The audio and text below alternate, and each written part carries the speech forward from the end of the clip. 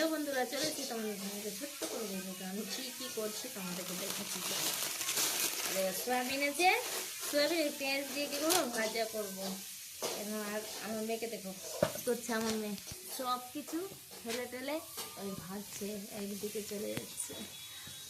দেখো এখন আমি কারা কারা সয়াবিন দিয়ে পেঁয়াজ দিয়ে ভাজা খেতে পছন্দ করো আমাকে কমেন্টে জানাবে। কিন্তু আজকে আমি সয়াবিন ভাজা করবো।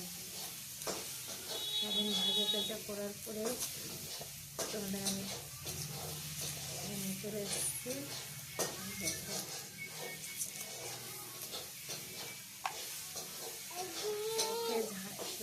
পেঁয়াজ কাটছি তাই চোখে হয়ে গেছে।